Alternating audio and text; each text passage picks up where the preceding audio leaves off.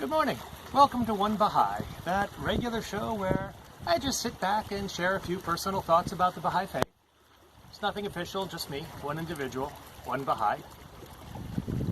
Well, today my son and I are out in nature at Golden Todd Park in beautiful Victoria, BC, right by the edge of the water. Got kayakers and crabs and starfish and all sorts of wonderful things around us. So today, on the way here, my son and I were talking, and I started talking about a phenomenon that I've noticed creeping up again.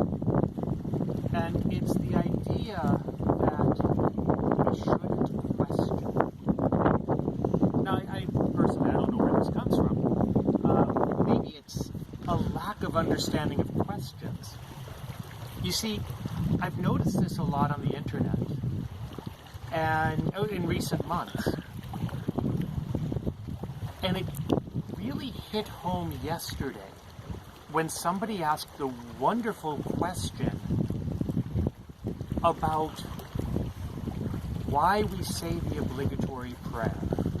Now, to be clear, they were not questioning if we should say it, but rather trying to come to a better understanding of the purpose in saying it. And I happened to be online when they first asked the question, so my response was that I had written a series of blog articles a number of years ago that explored a variation of the question. What I explored was, how is the short obligatory prayer a summation of the long obligatory prayer? And I'll tell you, when I started studying the long obligatory prayer with that question in mind, I felt like the prayer unfolded itself, and I got so much more out of it.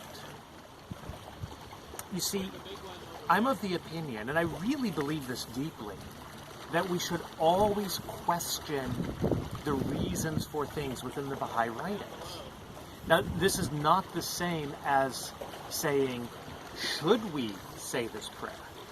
But rather the question of, what is the benefit of saying this prayer? I believe that questions are extremely important things. I remember one counselor, he said, he's always careful with questions because questions are dangerous things. And that's true, they can be.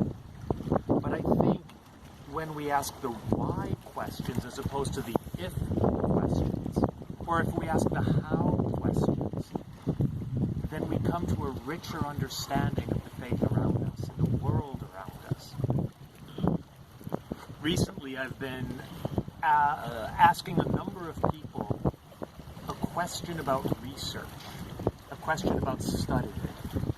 I've approached many individuals who have organized deepening programs for reflection meetings and study groups and on and on. And I was really curious. I asked, how did they select what it was that they were going to study? And I think we could categorize the responses in three different ways. The first was random. They just picked writings because all the writings are good. And, whereas that's true, if you wanted to study the spirituality of economics, choosing the prayer for infants is probably not the best and most effective way of going about it. So I believe that whereas random can be useful, we probably want to narrow it down a bit. The second way that people were generally choosing their prayers was what I would call chronological. They would just pick the latest guidance. And again, whereas this is useful and good, it may not always be the most appropriate. For example, the letters from the Universal House of Justice often address the issues of the most advanced clusters. And if you're way back here, it may actually be more useful to study earlier guidance. That's not to say we ignore the latest guidance, but sometimes the earlier guidance may be more effective.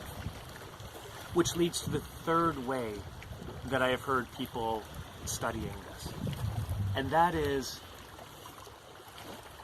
looking at their community, understanding the development of the community, and figuring out at what stage they are, what questions they have, what strengths they are exhibiting, and selecting the guidance that is most appropriate to overcoming the current obstacles.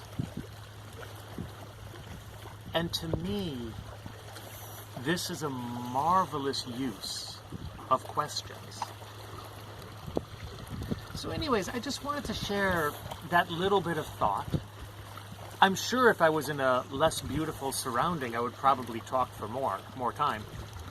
But this is just too beautiful here, and I want to just keep walking around. So anyways, thank you very much for joining. I hope you enjoyed the beauty as much as I have, even if you've only seen this part of it. Maybe we could do a quick pan, slowly.